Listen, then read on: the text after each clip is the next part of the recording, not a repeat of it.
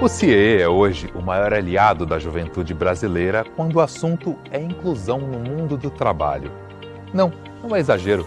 Atualmente, mais de 300 mil jovens têm sua vida tocada pela nossa atuação. E isso apenas considerando os estagiários e aprendizes contratados por empresas e órgãos públicos parceiros. Os programas de estágio e aprendizagem são os pilares centrais da nossa história, que remonta ao ano de 1964. Nessa época, educadores e empresários se uniram para criar uma entidade filantrópica pioneira, sem vinculação com governos, Sistema S ou entidades de classe. O CIE abriu espaço para que, em mais de meio século de atuação, 5 milhões de brasileiros começassem a construir suas carreiras. Agora, o que você pode não saber é que essa é apenas a parte mais visível do nosso trabalho. Ao redor desses dois pilares, criamos um leque de ações de alto impacto social, que abrangem desde serviços de convivência e fortalecimento de vínculos, até oficinas de capacitação para jovens em vulnerabilidade social.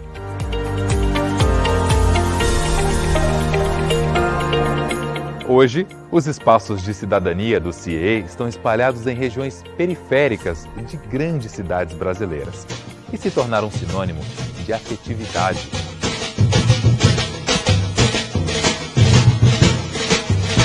Na capital paulista, existe um polo para adultos em situação de rua e migrantes. Em outros pontos, o foco são os estudantes em contraturno escolar. Nesses cantinhos, todos encontram um porto seguro para compartilhar bons momentos e ainda desenvolver protagonismo e cidadania com o apoio de assistentes sociais e instrutores. Já as oficinas de criatividades são promovidas em parceria com organizações da sociedade civil e equipamentos públicos da rede socioassistencial. Como nenhuma outra instituição brasileira, o CIE une alto engajamento social e modernidade em programas de recrutamento e capacitação de talentos. Todos os programas oferecidos aos jovens são gratuitos e as contribuições recebidas de empresas e órgãos públicos parceiros são revertidas para o aprimoramento constante da organização e ampliação dos nossos serviços.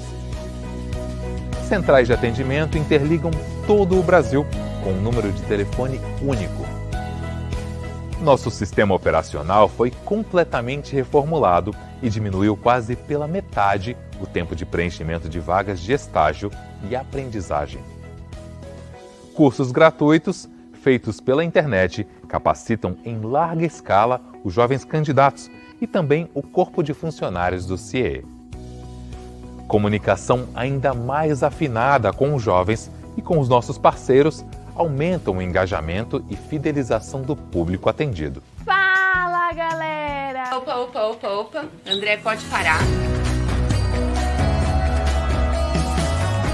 Portas cada vez mais abertas para a diversidade e inclusão de minorias quebram preconceitos e estimulam a inovação. E assim, se renovando e se reinventando diariamente, avançamos em direção à nossa eterna missão de ser a ponte entre empresas, escolas e a juventude brasileira.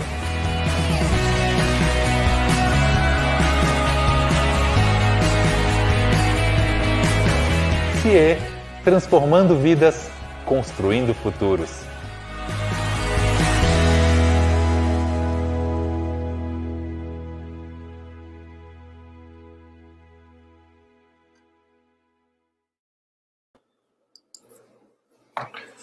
Buon pomeriggio a tutti, un speciale saluto agli italiani e anche brasiliani che sono con noi na apertura della quinta settimana della cucina italiana nel mondo.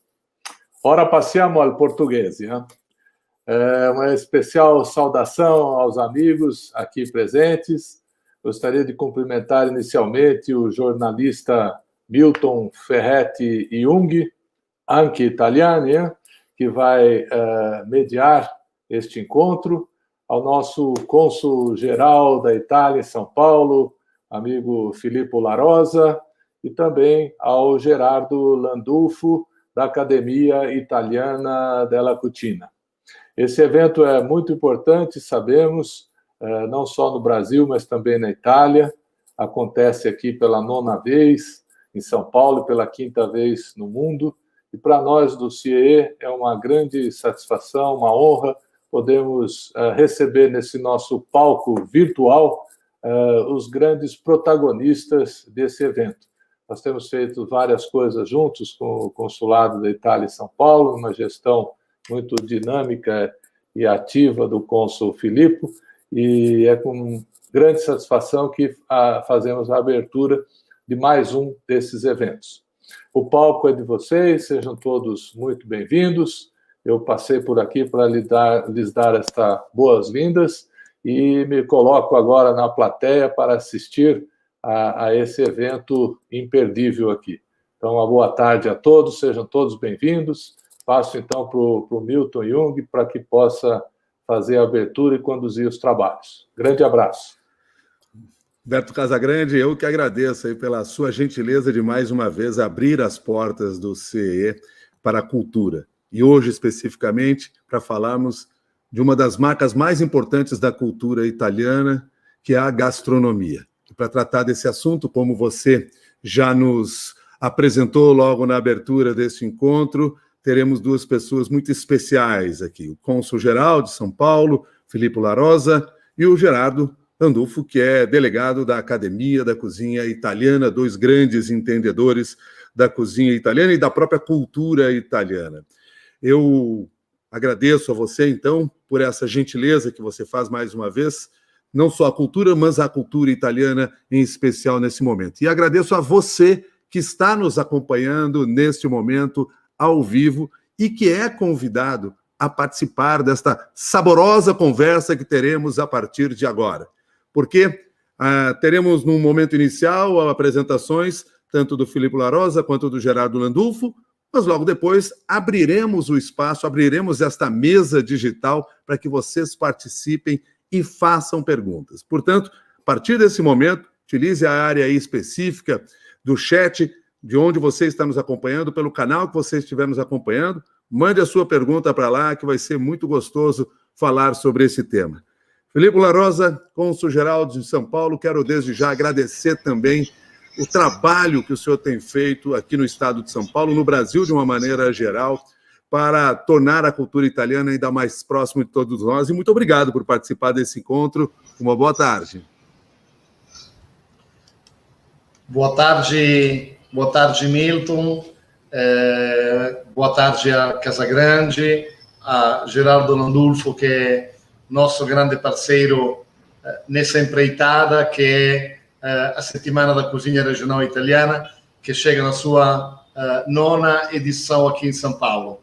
E um grande abraço a aquele companheiro de todas as manhãs que mais ou menos de 6 horas de manhã, a primeira, na segunda, na terceira hora, acompanha o meu dia a dia. Então, para mim é uma honra estar com todos vocês, com essa instituição, o CIEE, muito reconhecida, e com o grande Milton Jung, que na verdade é Milton Ferretti Jung, como colocou apropriadamente hoje na didascalia.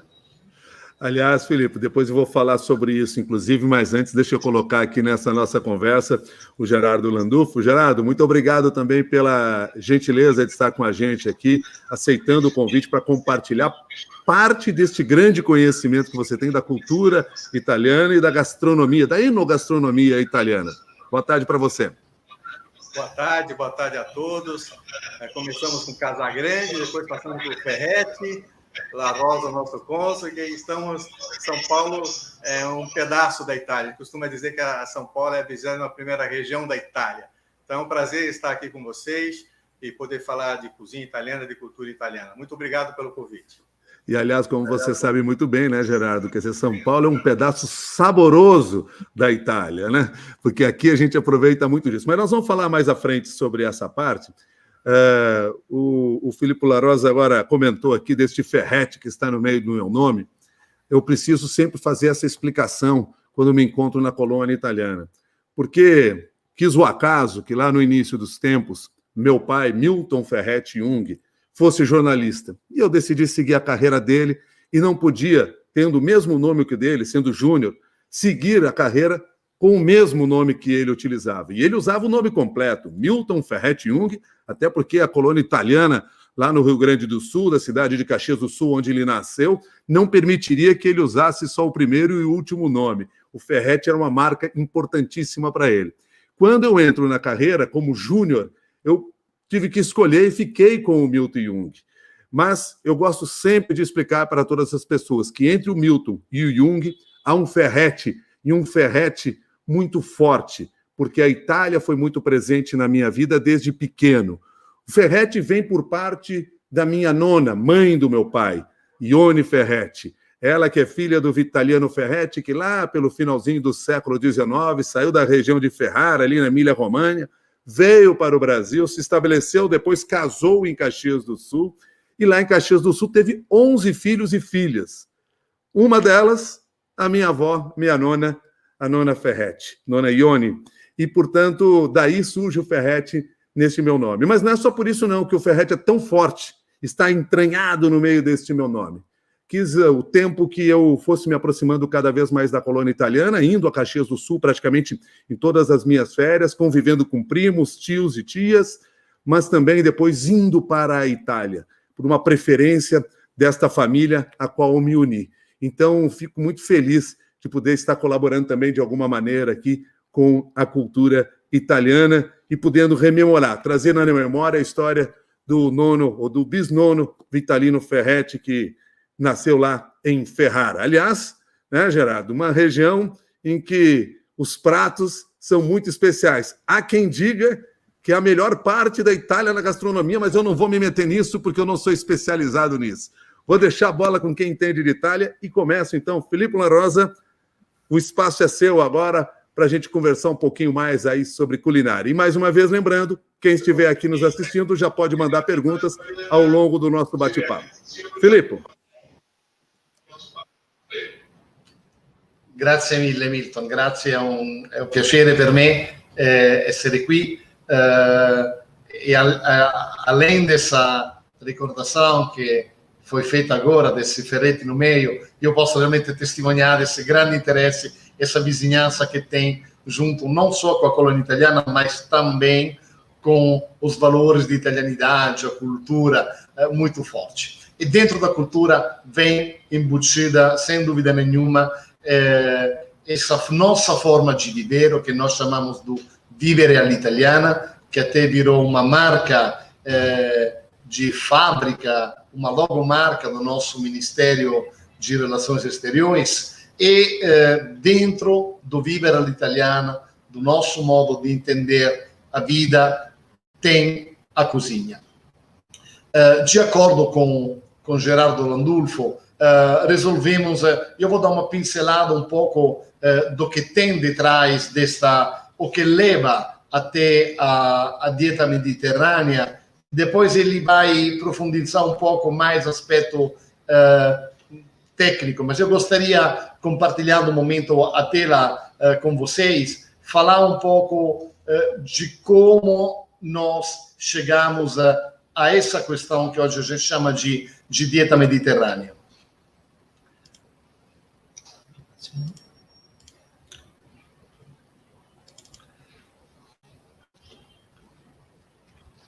Só um minutinho, aqui. A cozinha italiana, eu enxergo ela como uma miscigenação, um concentrado de 3 elementos. Tem um elemento histórico, tem um elemento familiar e tem um elemento econômico. Os 3 profundizam as raízes de cada um deles em uma história que é pelo menos bimilenária. A gente fica lá entre a época da Magna Grécia e o começo da República Romana e pelo menos vamos até lá, não precisa ir mais atrás. Mesmo que não sei quem de vós ontem chegou a ver esse novo descobrimento que teve em Pompeia de um senhor e seu ajudante fugindo da lava, cada vez que tem um encontro desse, sempre aparece uma garrafinha de azeite, uma garrafinha de vinho, e uma das coisas que mais se preservaram dessa erupção é justamente a cepa da vinha, dos vinhedos, com que hoje ainda se fazem excelentes vinhos, vendidos mundo afora. A parte familiar, que é crucial, e a parte econômica, porque sendo na fase da economia do barato, sendo na economia do mercado, essa produção que vamos ver agora, ela de alguma forma, não só sustenta a pessoa, o físico da pessoa, mas é uma sustentação também econômica. A história de produtos e modalidade de conservação, de preservar e de modificar os produtos. Os romanos entenderam muito bem que tinham uma terra, pelo menos o sul da Itália, rica em grãos, parte central da Itália, que era a anterior região etrusca, rica em cereais. Hoje ainda se celebra a bondade do farro, por exemplo. E depois tinha um eixo, dois eixos, na verdade, que é as azeitonas e as uvas, com quem se faziam azeite e o vinho. E os romanos cuidavam muito da segurança alimentar, preservavam as áreas onde se produziam esses bens, porque sabiam que eram fundamentais pela preservação, pela sustentação da sociedade. E, como a história ensina, fizeram guerras para conquistar espaços onde estavam já sendo produzidos ou podiam ir se produzir esses bens. Por outro lado, eles descobriram, por exemplo, foram os primeiros em descobrir e a utilizar o sal na preservação, na conservação dos produtos. Assim como na região de Nápoles, nas ilhas pontinas, na frente do sul do Lácio, ainda hoje dá para observar os criadores de peixes. Os irmãos criavam peixe, não eram só pescadores. Eles tinham entendido que tinha uma época, durante o inverno, que a pesca resultava afetada pelas condições do mar. Então, precisava ter, perto da beira do mar, uma área de produção de peixe. Então, já isso, escolha de produtos, modalidade de conservação, fazia que eles cuidassem dessa atividade. O elemento familiar. A gente passou, como eu estava falando antes, de uma cozinha básica, uma cozinha de subsistência, a uma cozinha de prazeres. É óbvio que isso não aconteceu de um dia para outro, mesmo que já relatos, até reportados em filmes bastante conhecidos, sobre a vida dos romanos, por exemplo, Otaviano com Cleopatra e tudo mais, relatam já essa abundância dos banquetes romanos, onde a fartura era um elemento fundamental da cozinha deles. Mas então já naquela época existia uma cozinha que saía do básico, da subsistência, indo para a cozinha dos prazeres, para satisfazer, para acrescentar um prazer ao seu paladar. E isso, ao largo da nossa história, teve, acho, 2 ou 3 momentos fundamentais. Um deles, mais uma vez, o Renascimento, quando tem encontro de Leonardo da Vinci com Lucrezia Borgia, quando se começa a não só a refinar o prato, mas também a apresentação dele, a colocação na mesa desse prato, começar a fazer da mesa um lugar apreciável, não só pelo gosto da comida, mas também pela apresentação da mesa mesma, até chegar a uma época mais recente, a toda aquela evolução que tivemos nos meados do 1800 nas casas reais e depois na aristocracia. E o bom de todo esse processo é que ele se popularizou, alimentando um pouco esse círculo que aqui estou representando de casas, lares, locandas, restaurantes. Então, uma produção básica na casa, com uma certa forma de evolução nas locandas. Quando falamos com Gerardo Landulfo, da Settimana della Cucina Regional Italiana, a gente sempre gosta de frisar que a Itália não é só as grandes cidades de arte, mas também o espaço de milhares de vilarejos, cada um deles que merecem uma sua visita, não só pela cultura, pela arte que você pode achar em cada um deles, quanto porque a cada esquina você acha um lugar onde vale a pena parar, se sentar na mesa e gostar daquela comida, que são as locandas, que eram aquilo que depois virou os lugares, quando chegaram os primeiros carros, as primeiras carroças, onde a gente parava na rua e comia, até chegar a uma evolução mais moderna, que são os restaurantes, e que são parte de um círculo que volta a se fechar nos lares, onde as mulheres, fundamentalmente, que são as donas desta capacidade técnica, desse conhecimento que vai se transmitindo geração tras geração, da época da Magna Grécia até hoje, essa evolução que se espalha pelo território inteiro e volta a aprimorar a produção culinária de casa, caseira. O que os italianos, os avós do Milton Ferretti, trazeram para o Brasil já é uma evolução, é uma cozinha que hoje para nós parece uma cozinha antiga, datada, mas que era naquele momento o top de gama da produção culinária de alguma região da Itália, principalmente do Vêneto, do norte da Emília-Romagna e de outras regiões. Então, tem essa circularidade de aprimoramento.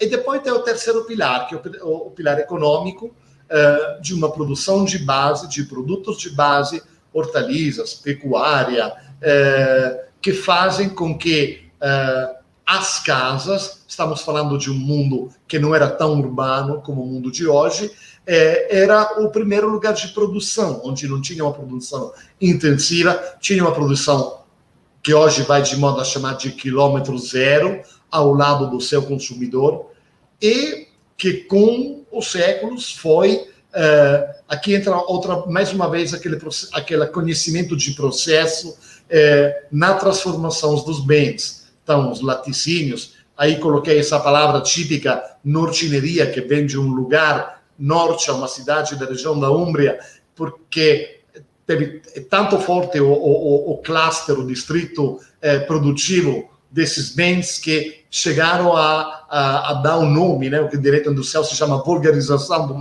da marca. Nortineria, hoje na Itália, é a produção de salame, prosciutti, ciauscolo e coisas assim. A pastelaria, a padaria, os fornos, os celeiros, voltamos aos grãos, os moinhos de azeite, voltamos às azeitonas. Essa transformação, ela nasce como uma produção familiar, vira uma produção ao largo da história, se engrandece, tem alguma região da Itália que começa a virar área de produção desses bens para um comércio que antes é um comércio local, um mercado local, muito perto do consumidor, e que aos poucos vai em direção de um comércio nacional e internacional, que é o que hoje assistimos. Hoje a gente vai no mercado em São Paulo e compra um produto produzido, estamos falando de Norcia, Umbria, sei lá, as lentilhas de Castelluccio di Norcia, que aliás é um espetáculo turístico único. Quando tem a florida da lentilha, é um espetáculo, parece uma tela de Van Gogh, e vale a pena ir lá naqueles dias na primavera italiana. E a gente compra aqui, ou em qualquer lugar do mundo, essa produção que é local, na produção, mas que vira globalizada graças ao mercado. Tudo isso, toda essa história, eu quis fazer um pouco essa viagem para falar, antes de deixar a palavra para o Gerardo, para dar um enquadramento histórico-ambiental, porque não dá para falar de dieta mediterrânea ou de outras dietas sem você colocar dentro um espaço. Hoje, essa dieta, que é uma dieta super salutar, muito cuidadosa da saúde das pessoas, ela é, na verdade, a evolução de um processo que muito rapidamente tentei de traçar. Como ela se manifesta mundo afora? Ela se manifestou, isso nós tivemos sorte, tem que reconhecer isso, graças à nossa imigração, mais uma vez merece uma salva de palmas, porque graças à nossa imigração nós conseguimos que bens, produtos como pão, a pasta, a pizza, virassem, o parmigiano reggiano, o presunto e por aí vai, virassem bens conhecidos, desejados no mundo inteiro. É claro que esse médio de transporte que foram os restaurantes dos italianos que emigraram da Itália, ele durante muito tempo ficaram um pouco estereotipados. Esse bianco, rosso e verde, branco, vermelho e verde, que são as cores da nossa bandeira, eram representantes daquela cozinha que falei antes, que era o topo de gama 140 anos atrás, e que hoje representa outra coisa. E hoje chegamos aos restaurantes que fazem parte da nossa settimana da cozinha regional italiana, que são as esteiras que propõem para o cliente, para quem resolve ir para o restaurante, servir o que hoje se faz na cozinha. A cozinha é uma evolução, é uma mistura entre a tradição e evolução. E o que se produz numa mesa é consequência de uma evolução de um produto. E eles são excelentes representantes disso. E depois tem os produtos, que é a base. Eu sempre falo que a cozinha italiana é uma cozinha simples, no sentido de que a gente não mistura muitas coisas. O grande ator, o ator protagonista desse Oscar, que é a cozinha italiana, são os produtos. O azeite, a pasta, uma boa farinha, um bom tomate, um bom queijo para lá em cima. Depois vem outras coisas, os enfeites final. Mas o enfeite é parte disso. Não é uma coisa que a gente coloca em cima para finalizar. Ele tem que se aglutinar com os ingredientes principais ao largo da cocção. Mas esses ingredientes é fundamental que sejam genuínos, que sejam produtos reais, que não sejam fake produtos. Tem uma luta muito grande, justamente para preservar a essência da dieta mediterrânea, ou de como uma professora da Universidade de Campinas, Unicamp, costuma falar ítalo-mediterrânea. Tem uma luta nossa pelo Italian Sounding, por aquela produção que no mundo inteiro volta um nome italiano, um apelido italiano a um produto que italiano não é. Que não digo que não seja bom, em muitos casos ele é bom, mas não é o legítimo. Em muitos casos é mais caro do legítimo. Então, isso é o que... E aqui vem, utilizando um pouco o trabalho que fizemos na preparação dessa semana, que tem uma novidade, que são gli assaggi, porque a semana passada sentimos também, escutando o nosso Milton e o seu jornal da CBN, que o clima estava mudando, tivemos a consideração de ter o respeito para esse clima que estava mudando, e então resolvemos parar um momento a nossa semana presencial, fazer um programa de 10 semanas de assaggi que serão entregues via delivery, esperando que quando tenha uma vacina a gente tenha o humor, aquela vontade, aquele sentimento de ir para a rua com mais vontade para apreciar esses produtos que vocês estão vendo na tela e que fazem da Itália o país com a despensa mais rica realmente variada do mundo. São 310 produtos, mais 500 vinhos certificados, não tem nenhum outro país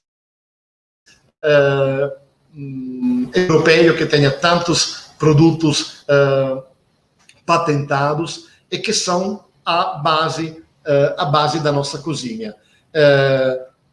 Aqui tem o significado dos selos de qualidade e de origem geográfica, seja ela protegida ou denominada, e para quem quiser pode depois na nossa mídia social se aproximar a esse tipo de informação, que eu acho um elemento fundamental para conhecer melhor a nossa produção, para não olhar só o que um guia americano fala de um vinho italiano, ir para as nossas guias, entrar no site da semana, se informar e conhecer um pouco melhor o que tem detrás daquele risoto, daquela massa, daquele ossobuco, e olhar com atenção os menus, os cardápios, porque eles têm uma história, uma racionalidade,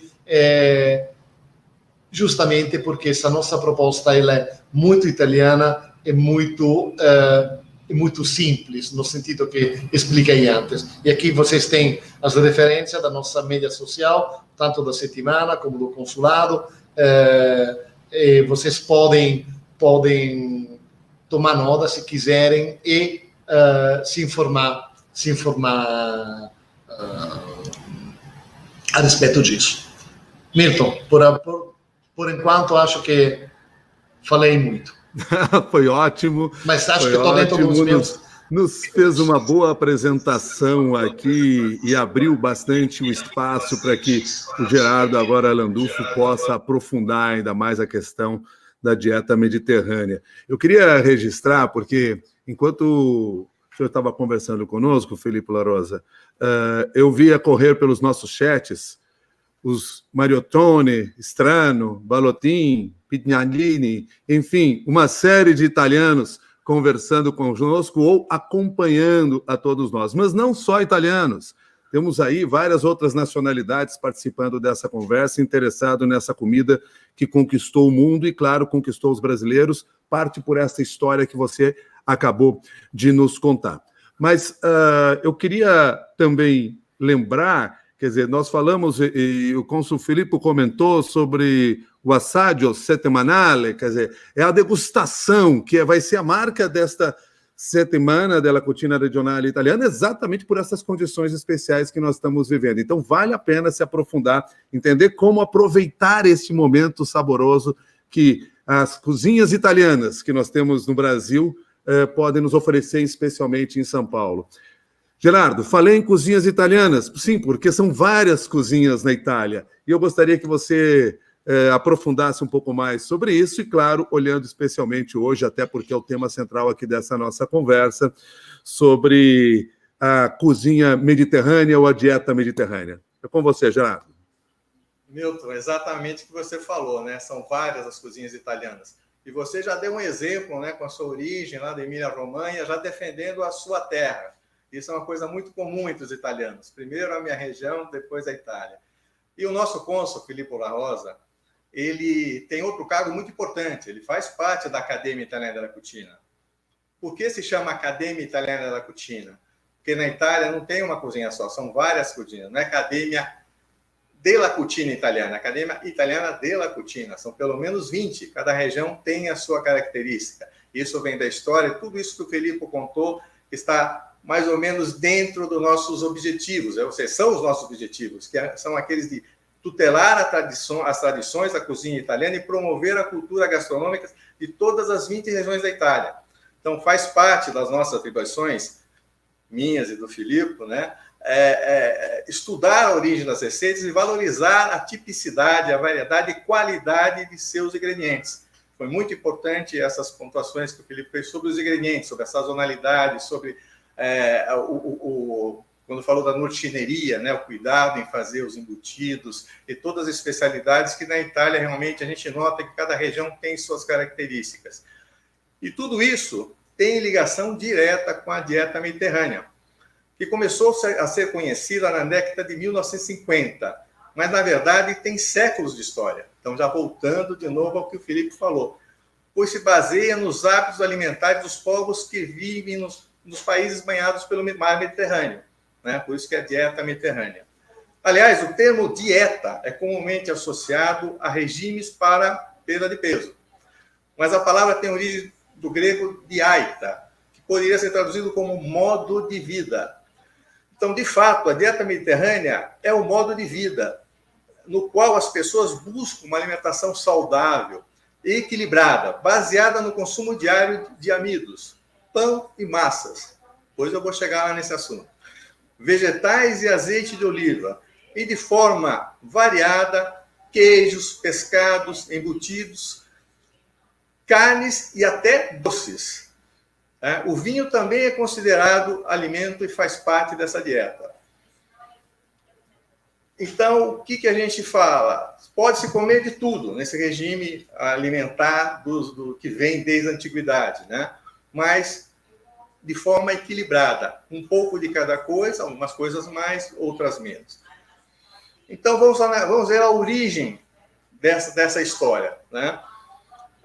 Podemos dizer que tudo começou há cerca de 1.500 anos antes de Cristo, com os navegadores fenícios que vinham do Oriente Médio e introduziram o cultivo de oliveira nas ilhas gregas, alcançando posteriormente o continente europeu e o norte da África, ou seja, toda a costa mediterrânea. Já os romanos criaram os processos para a produção do azeite e fizeram do óleo de oliva um ingrediente usado por todas as classes sociais durante o vasto império.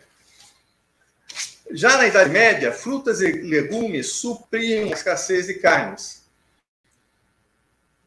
Seguindo as invasões árabes, a descoberta do Novo Mundo trouxeram plantas que se adaptaram perfeitamente ao sul da Itália, como a berinjela na Sicília, o tomate na Campânia, a pimenta na Calábria.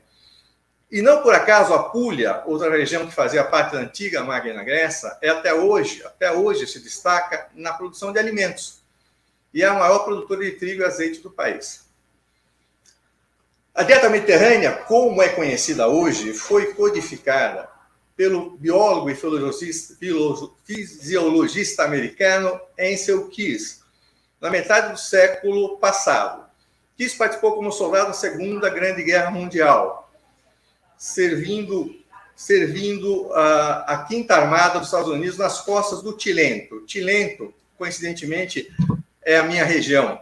Ela, aliás, é uma micro-região da Campania, na província de Salerno, a cerca de 100 quilômetros de Nápoles. O Keys ficou impressionado com os hábitos alimentares e a longevidade da população local.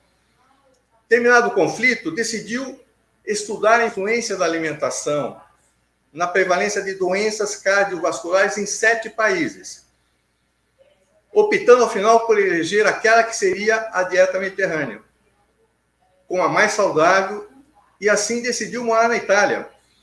Ele foi morar na pequena Pólica, que fica na região do Cilento, e comprou uma casa num lugar menorzinho, né, chamado Pioppi, onde ele morou por 40 anos. O modo de vida e os hábitos alimentares dos camponeses locais também foi adotado por Kiss, que voltou para os Estados Unidos em 2004, pouco antes de falecer, com quase 101 anos de idade. Então, a dieta mediterrânea é um conjunto de hábitos alimentares comum nos países do Mediterrâneo, que foram consolidados ao longo de séculos e que, em boa parte, são mantidos nos dias atuais. Eu gostaria de mostrar para vocês o que é a pirâmide alimentar da dieta mediterrânea, né?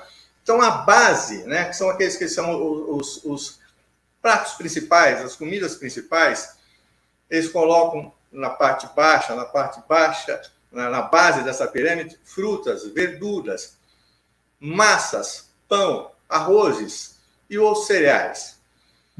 Consumo que pode ser diário, mas de forma alternada, as frutas secas, sementes, azeitona, ervas, especiarias, cebolas, leites derivados, né, queijos, e o óleo de oliva que está presente sempre na dieta, principalmente no sul da Itália. Na parte mais alta é um consumo mais moderado ou limitado, né?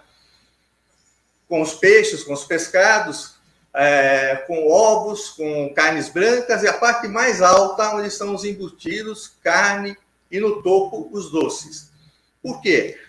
Essa mistura, né? essa dieta balanceada dá a possibilidade de suprir o organismo com todas essas necessidades, carboidratos, proteínas, e o azeite de oliva, que é muito saudável, substitui a gordura saturada. Então, nós temos uma dieta que é muito equilibrada e com porções menores, né? Você precisa experimentar um pouco de cada coisa. Então, as características principais desse mapinha, né, é a riqueza de carboidratos e fibras, que fazem muito bem para o nosso organismo. O alto conteúdo de ácidos graxos monoinsaturados, que exatamente vem do azeite de oliva. E não tem só isso, né? Porque como você trabalha, tem nessa dieta muita coisa fresca, né? Muita coisa que são as verduras, os vegetais, as frutas. Então, há muito emprego de recursos naturais. Um elevado consumo de cereais, verduras e legumes com o uso adequado do solo e da água. Isso é muito importante nos dias de hoje. E o respeito à sazonalidade. Na Itália, alguns produtos são consumidos naquela época do ano, porque naquela época eles têm todas as suas propriedades e são consumidos ou no verão ou na primavera, dependendo da estação do ano, tem aquele produto que dá mais. A alcachofra naquele período, o tomate, que normalmente é no verão. Então, tudo isso faz parte do conhecimento do camponês. O camponês sabe qual é o período certo da colheita, quando ele tem que fazer, e também quando preparar os produtos para o inverno, né? Daí que nasceu os famosos presuntos embutidos italianos, são produtos que são duráveis, né? E podem passar os períodos onde não tem os produtos frescos. E aqui no Brasil, a gente tem, né, como nós vimos, a base dessa dieta mediterrânea são as massas, né? Aqui no Brasil, normalmente, as pessoas dizem que massa engorda, né? Olha, é comum ver que, diante de um prato de macarrão, alguém diz assim: agora eu vou ficar 1 hora a mais na academia, vou fazer esteira, porque eu preciso perder o peso, né? Mas veja que na Itália, né? Na Itália, é claro que a atividade física é muito importante, tem que ser combinada com a dieta, né? Mas na Itália eles dizem assim, que após as refeições basta fare 2 passi, ou seja, fazer uma caminhada de alguns passos, que vai ajudar na digestão e manter o peso. Por quê? Porque as quantidades lá são menores, né? E tem outra coisa que faz parte desses hábitos alimentares italianos, que é comer a massa em porções de no máximo 100 gramas, como primeiro prato. Né? O carboidrato primeiro, come 100, e nunca como acompanhamento de carne ou pescado, que é algo muito comum aqui no Brasil. que normalmente é um prato só, não é o primo e o segundo, e com uma porção que normalmente é mais de 100 gramas e a carne também mais de 100 gramas. Isso não é bom até para o seu organismo reconhecer o que você está comendo, né? Então, na Itália, a massa nunca é servida como guarnição ou acompanhamento. É servida como primo piatto, como eu disse, com porções menores, enquanto que a carne é acompanhada de legumes ou verduras, ingredientes que nunca faltam na dieta mediterrânea, né? Outro detalhe que parece chatice dos italianos é a exigência de que a pasta tem que ser al dente. Aqui no Brasil, as pessoas se acostumaram a comer a massa cozida demais, porque até meados dos anos 1990, não tínhamos a pasta de grano duro. A produzida aqui era com farinha normal e ovos, e essa tende a ficar mole ou grudar. Então, criou-se esse hábito de comer a massa um pouquinho mais cozida. Só para ilustrar, a origem da expressão al dente é incerta. Provavelmente vem do século XVIII, com os napolitanos que preferiam comer a massa menos cozida, que devia ser mastigada com os dentes, com uma consistência levemente mais resistente em relação àquela que passa do ponto. A massa servida dessa forma tem um índice glicêmico mais baixo. O amido pode ser absorvido gradualmente, evitando o aumento de açúcar no sangue. Com o tempo justo de cozimento, os grânulos do amido são hidratados, mas não são dispersos na água. Ao contrário, a massa cozida demais tende a formar algo pegajoso no intestino, dificultando a digestão. Por isso, na Itália dizem, nem crua, nem cozida demais, simplesmente al dente. Então, a Academia Italiana della Cucina colabora com o Consulado-Geral da Itália na organização da Settimana della Cucina Regional Italiana, que faz muito sucesso em São Paulo desde 2012, com menus das 20 regiões italianas, nos quais a massa é servida na porção adequada e as carnes como segundo prato, acompanhadas de vegetais ou legumes. Todos gostam, ninguém reclama. O que demonstra que é uma questão de hábito e que a dieta mediterrânea, além de saudável e gostosa, tem tudo para agradar os brasileiros. É isso, Milton. Eu já estou aqui com água na boca, Gerardo, de tudo isso que você falou. E você pegou um ponto aí para mim que é chave, né? Essa coisa de as pessoas pensam um pouco e relacionam um pouco a comida italiana com uma comida que engorda, com uma comida que te deixa estufado. Não, você, se comer da maneira correta, muito provavelmente você sairá satisfeito da mesa, que é o que acaba acontecendo. E tem muito a ver com a porção, o tamanho da porção de cada prato, e com essa mistura que você citou muito bem. Aliás, e ver como a gente é, né? Porque a gente vê tanta coisa saborosa que a gente já começa na cabeça a ficar pensando em querer misturar tudo. Por exemplo, olha aqui, ó, a Marilene Mariottoni, que está participando no nosso chat aqui, ela já diz assim, que tal pegar essa pirâmide aí que o Gerardo mostrou e botar de cabeça para baixo? E a gente já começar pelos doces, que são maravilhosos. Enfim, você vê que a nossa gula é incrível, mas por um bom motivo, porque, sem dúvida, chama bastante atenção. Deixa eu levantar uma questão aqui com o Filippo La Rosa, até para a gente compreender um pouco, Filippo. Porque, claramente, pela sua explicação histórica feita agora há pouco, o mundo foi conquistado pela Itália através do estômago, pelo sabor. O Brasil foi conquistado pela Itália pelo estômago, pelo sabor. Isso foi algo que surgiu naturalmente pela chegada dos migrantes no Brasil e em outras regiões do planeta.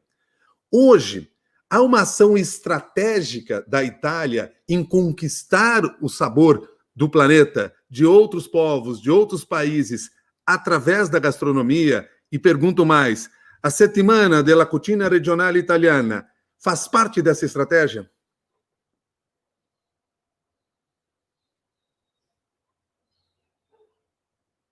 Seu microfone está fechado, Consul. Agora está aberto. Vamos lá.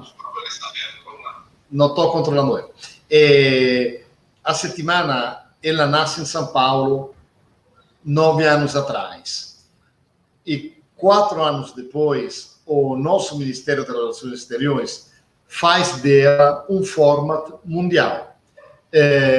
E vira um elemento central desta promoção de um sistema agroalimentar italiano que é feito como toda a indústria italiana, principalmente de pequenas empresas voltadas a uma produção cujo mercado está ao lado da casa, mas também está em outro continente. Então,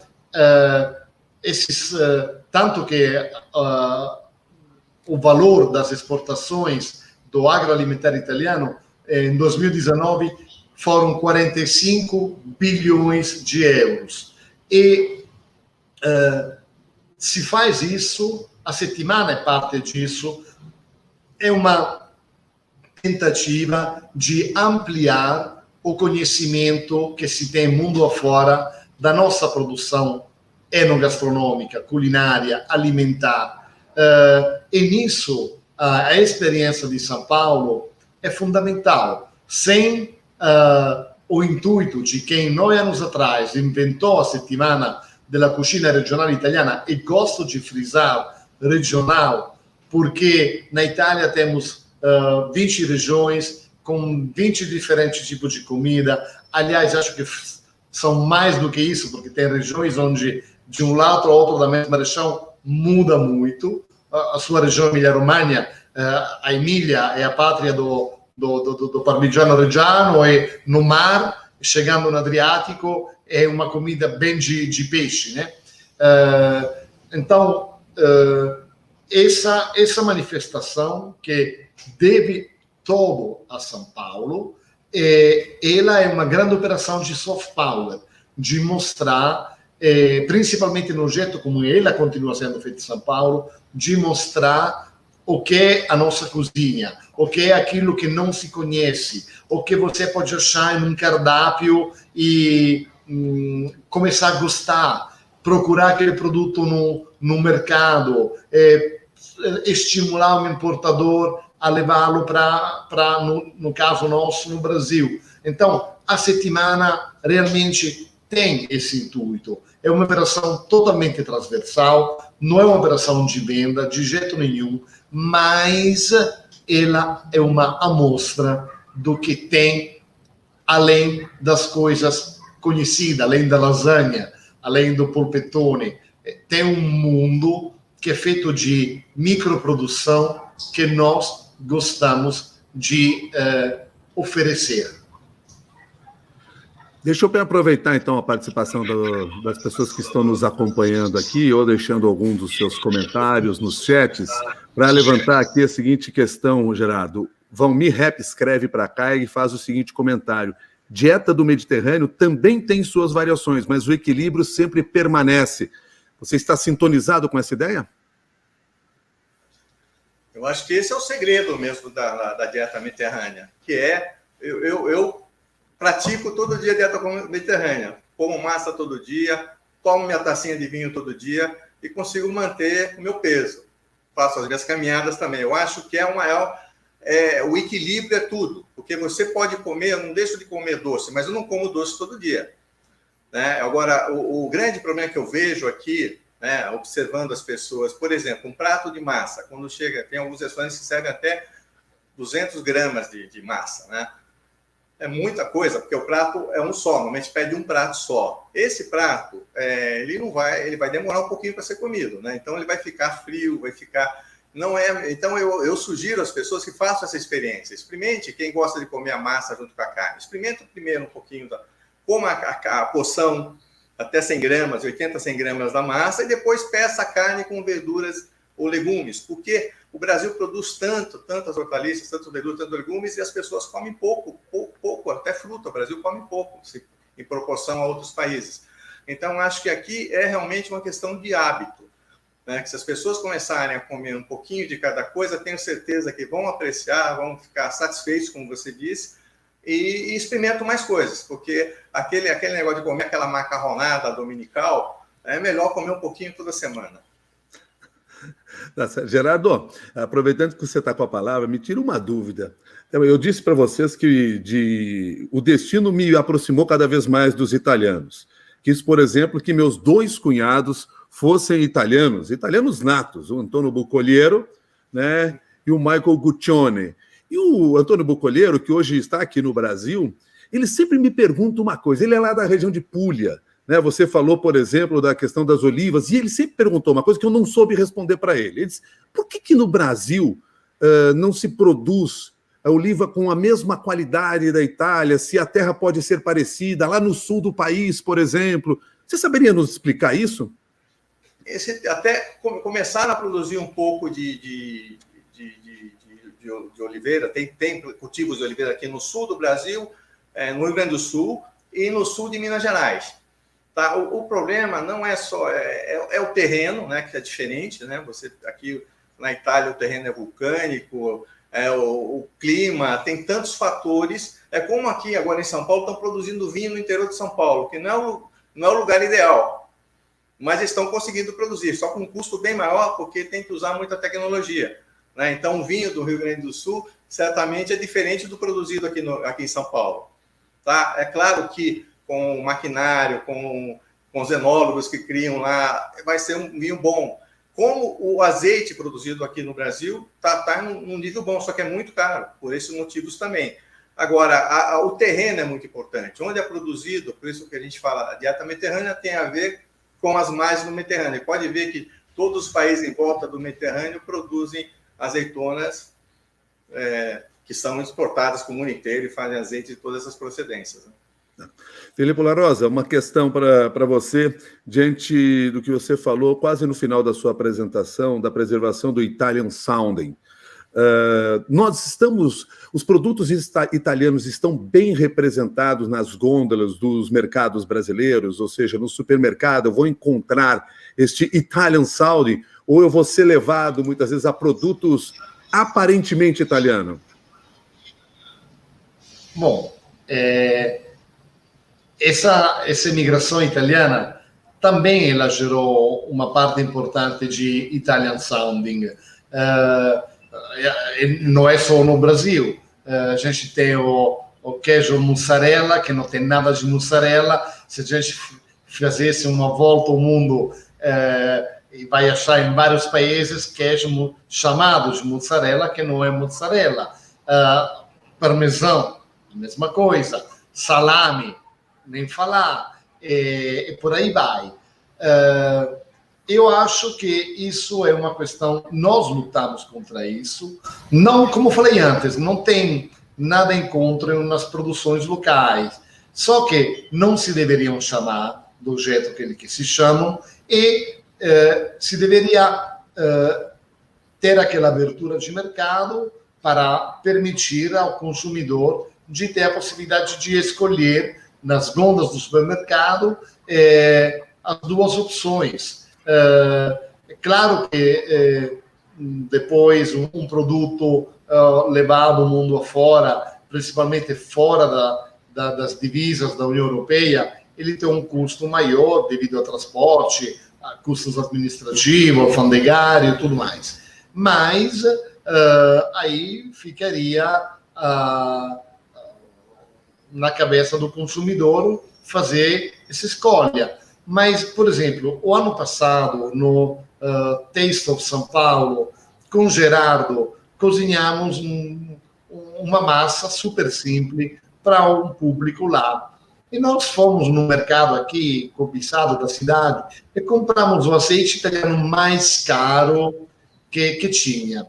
Justamente para falar que aquele azeite, na verdade, estava muito mais em conta de azeite usado, muito mais em conta, de ser mais econômico, mas usado impropriamente, porque a gente não precisa fazer mergulhar o molho numa bandeja de azeite, a gente tem que ter ser usado da forma certa. Então, se você utiliza da forma certa, aquela garrafa vai durar um tempo que, na verdade, vira econômico. Mas, estou falando isso porque a resposta à sua pergunta tem duas estradas. A primeira é aquela da tutela que a gente faz de produtos que são fake, pelo menos no nome, utilizam um nome que não é um nome apropriado. E, por outro lado, precisa um hábito do consumidor. Quando o consumidor será capaz de reconhecer sozinho ele a diferença entre um produto A e um produto B, depois ele terá uma escolha mais livre. Pode escolher os dois, um ou outro, tanto faz, mas é o paladar que vai levando as pessoas para um rumo ou para outro. Isso eu acho fundamental. Eu vejo isso muito em São Paulo, eu não vejo vejo muito menos em outros lugares do Brasil, quando eu vejo as pessoas que viajam com certa frequência à Itália, pessoas que, quando voltam, deixam de procurar aquele que era aquele lugar certo e vão à procura de outros, porque o paladar deles vai evolucionando e a evolução do paladar gera uma evolução da procura do restaurante e dos produtos nos mercados. Nós já estamos chegando aqui ao final dessa nossa conversa, do tempo que a gente propôs aí de convite para as pessoas que estão nos acompanhando. Imagino que muitos dos que estejam acompanhando já começaram a pensar qual será o jantar, né? Já estamos na cera, mas enfim, vamos lá. Eu queria primeiro registrar rapidamente aqui alguns dos comentários que foram compartilhados com a gente. A Sumaya Pitiliani volta, Gerardo, à questão da porção, e diz: a quantidade da porção é o problema mesmo, porque a proteína aliada ao carboidrato reduz o índice glicêmico da refeição. O Rogério Flore, por sua vez, que as pessoas no Brasil têm essa cultura da gourmetização da comida. Encontrei no Piemonte comidas muito simples e maravilhosas. São apenas alguns dos recados. E eu não queria perder também a característica deste canal que nós estamos usando, e por isso vou buscar o conhecimento de vocês dois. Porque este canal é tradicionalmente um canal voltado para os jovens estudantes. Gente que está buscando seguir carreira. E há uma questão que foi apresentada aqui por um dos nossos participantes, que é o Rodolfo Policastri, que diz assim: quero muito ir para a Itália estudar gastronomia italiana. A pergunta vai para vocês dois, vou começar com o Filippo novamente. Filippo, ir para a Itália estudar gastronomia, existem canais para isso, caminhos para isso? Existem, nos últimos 15 anos, 20 anos, teve um grande florescer de universidades, de centros de formações para universitárias, até pós-universitárias, para aprender ou aperfeiçoar os conhecimentos gastronômicos e culinários. O que eu sugiro sempre é de achar o próprio caminho. Podem chamar, pedir orientação para nós, estaremos muito contentes de oferecê-las, mas também eu convido em pesquisar quais universidades oferecem cursos de universidade de gastronomia ou pós-universitários e começar a pesquisar o tipo de oferta, se aquilo encaixa com os desejos e as aspirações pessoais. Mas posso registrar que nos últimos anos isso é um trend que está crescendo. Tem uma procura de brasileiros que vão para a Itália. E, Milton, deixa eu lhe falar uma coisa bem rápido. Os 20 chefes que vieram até o ano passado, na semana, eles cumprem também essa tarefa de transferência de conhecimento. E tem muitos chefes de cozinha em São Paulo, muito ajuda os chefes de cozinha em São Paulo, que melhoraram muito a capacidade deles a raiz da experiência da semana.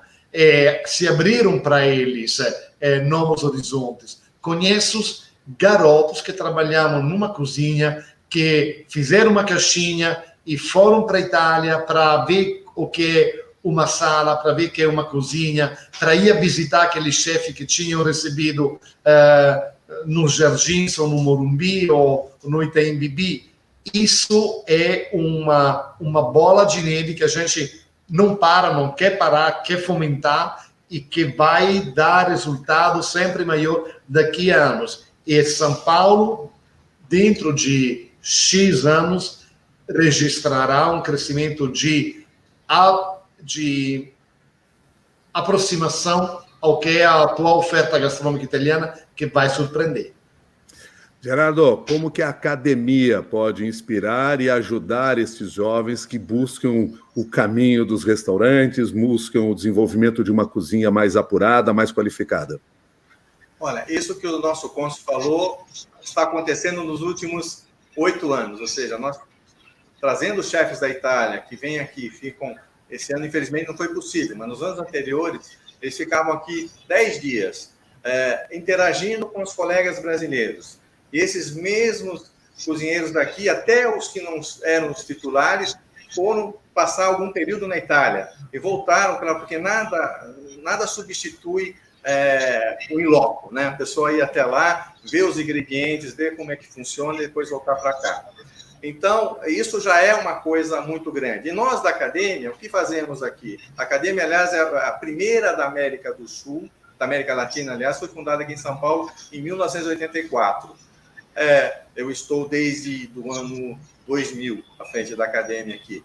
E a gente faz eventos presenciais nos restaurantes, tá? Uma vez por mês, pelo menos, com menus italianos, onde os chefes locais vão receber essas receitas da Itália e vão tentar reproduzir aqui. Ou a gente também usa algumas receitas que são, vamos dizer, adaptadas de uma maneira que a gente considera aceitável, né? Porque não é possível ter todos os ingredientes que se encontram na Itália aqui o ano todo. Porém, a gente consegue fazer essa ligação, esse intercâmbio, que é muito importante, e também, quem quiser me escrever, eu posso indicar escolas na Itália que têm cursos para iniciantes e cursos de formação já para profissionais atuantes. Tá. Existem escolas públicas na Itália, Gerardo? Porque eu estou ouvindo essa pergunta que foi feita aqui pelo Rogério Flori. Se há universidades públicas que ensinam gastronomia na Itália? Muitas. Primeiro, as escolas formadas, a escola albergueira, né? As escolas que fazem a formação de pessoal para trabalhar nos hotéis e restaurantes. Esse já é um curso que é um curso técnico, né? Que é feito acho que com 15 anos já pode entrar e tem essa formação que é específica para a área de restaurantes e hotéis. Já os cursos a nível mais elevado não são particulares. Tá certo. Eu vou passar a palavra para o La Rosa para encerrar essa nossa conversa, mas antes, Gerardo, só responde uma coisa rapidinho. O La Rosa, eu ouvi ele falando de receitas, comida. É bom cozinheiro? Olha, o cara é bom. Ele conhece. Não, mas o que ele falou também é verdade. O segredo do bom cozinheiro é pegar 3, 4 ingredientes, que é aquilo que a gente vai sentir os 3, 4 ingredientes e saber combiná-los. E ele faz isso com maestria. Tá certo, então. Filipe, vamos, assim, eu queria ouvir uma palavra sua. Bom, depois desse certificado, né, de bom cozinheiro que vem de Geraldo, quem sou eu para discutir essa questão aqui? Uma palavra final para todos aqueles que estão nos acompanhando aqui. Claro, o convite para que participem desta semana. Lembrando que tem o site à disposição, estou com o site aqui na minha frente, settimanacucinaitaliana.com. E lá você vai ter todas essas informações mais detalhadas. Mas fique aí, por favor, com a sua palavra final para conversar com essas pessoas que estão conosco aqui. Um agradecimento a todas elas. Bom, eu diria uma coisa. Primeiramente, agradecer pelo tempo, pela atenção que eles nos dedicaram nessa tarde de hoje e convidá-los a ter curiosidade, a se aproximar da nossa cozinha, colocando de lado o conhecido e se aproximando aquilo que não conhecem. Vamos provar esse ingrediente, vamos provar esse prato e também achar um tempinho para se autodesafiar na cozinha, um sábado de manhã, um domingo de manhã, e tentar fazer o prato deles, repetir um prato. Nós vivemos essa semana de forma um pouco estranha, mas convido a entrar no site, olhar o nosso guia, ver a nossa apresentação, olhar com um certo interesse os cardápios e não só pedir um delivery, mas talvez imaginar como isso poderia ser na Itália, pensar que tem detrás daquele cardápio, qual é a produção, aquela indústria de transformação, e viajar um pouco, fazer uma viagem não na maionese, mas num bom molho italiano, numa boa massa italiana, e tentar de se fazer uma agenda para quando possamos fazer isso nos restaurantes, porque faremos, e para depois confrontar o que eles esperavam, o que eles acharam dessa experiência. Porque o que queremos providenciar é não só um prato, mas uma experiência. E, volto a falar, com curiosidade, se desligando um pouco do que eles estão acostumados a comer, a essa brasilianização da comida italiana, porque tem uma coisa, Milton, que sempre acontece comigo. Cada um de vós que viaja para a Itália me manda uma mail, um WhatsApp, me pede um evento. Cônsul, mas estou indo para a Itália, estou indo para esse lugar, esse outro lugar. Me fala onde eu posso ir comer. Eu, quanto puder, eu dou alguma indicação. Sempre, Milton, sempre me chega aquele WhatsApp da Itália falando: nossa, aquilo era 10. Eu pergunto, mas é igual o que você procura aqui? Não, é diferente. Então, procure aqui também alguma coisa diferente. Tenha essa pequena ousadia gastronômica para ampliar não só o seu conhecimento, mas também o seu prazer. Tá certo. Ô, Gerardo, vem outro livro aí, não? Tem que vir. Tem que atualizar. Só porque o Cônsul tem o WhatsApp agora, a gente precisa do livro também. O livro já tem tradutor. Tá certo. Então, a gente tem que contar muita história aqui. A cozinha italiana em São Paulo é muito importante, né? No Brasil inteiro, em São Paulo em particular. Só uma curiosidade para finalizar. E a influência das regiões se nota aqui em São Paulo e lá no seu sul. Por quê? Veja que coisa. Aqui em São Paulo, na cidade de São Paulo, no interior tem mais Vêneto também, mas na cidade de São Paulo, onde o grande fluxo migratório foi de pessoas do sul, da Calábria, da Campânia, da Puglia, da Sicília, a gente tem o hábito de comer a pasta com molho de tomate. E a pizza faz um maior sucesso aqui. São coisas típicas do sul da Itália. Lá na Serra Gaúcha é a polenta e o galeto, não é? O galeto. Então, lá no sul, o sinônimo de restaurante italiano é galeteria. E aqui nós temos as cantinas, porque inicialmente a cantina vendia vinho, né? Agora, só para concluir, falar da Settimana della Cucina, né? Das receitas que o nosso cônsul pediu para as pessoas reproduzirem.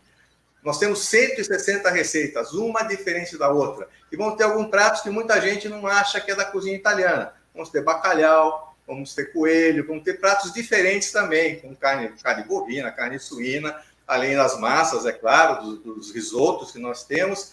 E tem uma coisa curiosa que eu pediria que ver lá na internet, nós temos 2 receitas de lasanha, que aqui lasanha a pessoa acha que é aquela, né, que tem lá propaganda na TV. Então nós temos a lasanha alla bolognese, com a receita original, e a lasanha alla calabrese. Pediria para vocês notarem as diferenças e verem que talvez a lasanha feita no Brasil é uma mistura das duas. Surpreenda-se com sabores italianos. Gerardo, muito obrigado pela sua gentileza de compartilhar parte deste conhecimento que você desenvolveu.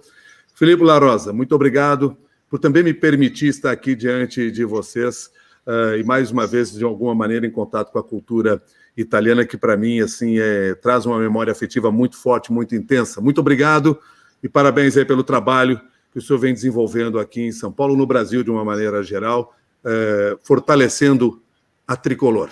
E que não é do meu tricolor lá, do Rio Grande do Sul, mas a tricolor que é a bandeira italiana. Muito obrigado também, Filipe. Até uma próxima. Grazie, Milton. E muito obrigado a você que nos acompanhou aqui neste canal do CIE. Lembrando aí que nós temos nos espaços destinados o formulário para você entrar lá, dar a sua opinião, conversar com as pessoas do CIE e, quem sabe, até seguir um caminho profissional na cozinha também, com esse sabor da cozinha italiana. Até mais. Tchau, tchau. Algumas empresas procuram uma solução mágica para trazer inovação ao seu negócio. Algumas empresas acreditam que o segredo do sucesso está na tecnologia.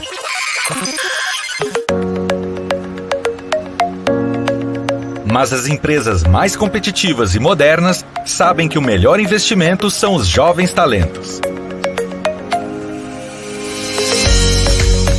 Aprendizes e estagiários trazem a liberdade, a criatividade e a garra de quem está começando a construir uma carreira e quer provar todo o seu potencial. O CIEE possui toda a experiência para auxiliar qualquer empresa a criar um programa de estágio e aprendizagem. Qualquer empresa mesmo. Entre em contato agora com o CIEE e dê um upgrade no seu negócio. CIEE, transformando vidas, construindo o futuro.